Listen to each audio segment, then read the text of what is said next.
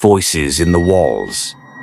Lena had always dreamed of buying her own house, so when she found a cheap old cottage on the edge of a remote village, she didn't hesitate. It was quiet, surrounded by thick woods, and had that rustic charm she loved. The locals gave her strange looks when she told them which house she bought. "You're brave," one of them said. "That place, it remembers." She laughed it off. Superstitions, she thought. The first night was peaceful, but on the second night, as she lay in bed, she heard whispers, faint, just behind the walls. She sat up, listened. A woman's voice, soft and broken. "Please, don't leave me here." Lena froze. The voice faded. She convinced herself it was just the wind or her mind playing tricks. But every night after that, the voices came back, sometimes whispering, sometimes crying, sometimes screaming, and they were getting closer. She checked the walls. Nothing. No animals, no pipes, no gaps. But the voices continued, and now she could hear scratching, like fingernails dragging along the wood inside the walls. One night, she decided to record the sounds. She left her phone recording and fell asleep. The next morning, she played it back. The audio was filled with whispers, dozens of voices overlapping, men, women, children, all saying the same thing. "Let us out."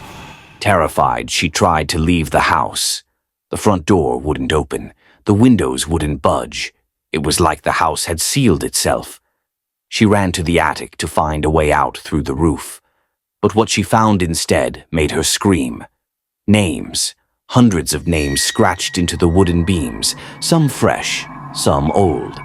And in the corner, a mirror, dirty, cracked. She stepped closer and saw herself in the reflection. But her reflection was smiling. She wasn't. Then her reflection moved on its own, reaching out toward the glass. And the voices all screamed at once. The Watcher, based on real events in Westfield, New Jersey, 2014. In June 2014, Derek and Maria Broaddus thought they had found their dream home. It was a beautiful 6-bedroom house at 657 Boulevard in the peaceful town of Westfield, New Jersey. They had just closed the deal and were preparing to move in with their 3 young children. But before they even spent a single night in their new home, something horrifying began. Just days after the purchase, Derek was at the house doing some minor renovations when he found an envelope in the mailbox. It was addressed in a strange, messy handwriting, "To the new owner." Inside was a typed letter that started off friendly, but quickly turned sinister. "Dearest new neighbor at 657 Boulevard, allow me to welcome you to the neighborhood.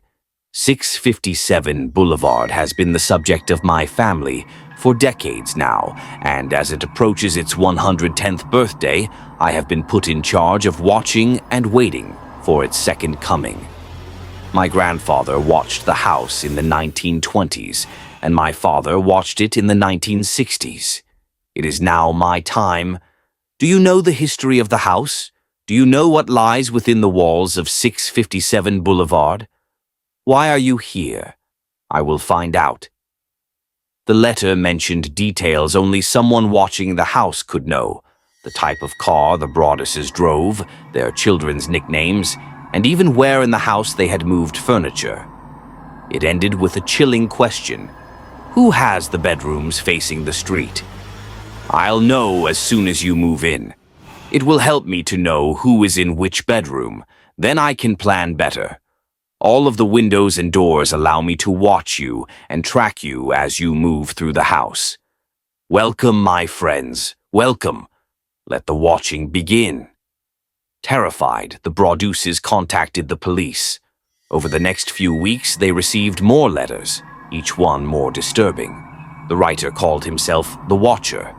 He claimed he had been put in charge of the house by an unseen force and said he was watching the family's every move. The Watcher seemed to hate them for moving in, accusing them of changing the house and asking, Was it greed that brought you here? One letter even asked if the children would be playing in the basement, saying, "If I were them, I would be very afraid. It is far away from the rest of the house. If you were upstairs, you would never hear them scream." The family never moved in. After several months of fear and failed police investigations, the Broadduses filed a lawsuit against the previous owners, claiming they must have known about the Watcher. But no one could prove who sent the letters. The DNA on the envelope matched a woman, but there were no further leads. Suspects ranged from jealous neighbors to twisted pranksters. Even the Broadduses themselves were investigated, but nothing ever stuck. Eventually, the family sold the house at a massive loss. The Watcher was never caught. To this day, the true identity of the Watcher remains a mystery, and 657 Boulevard still stands,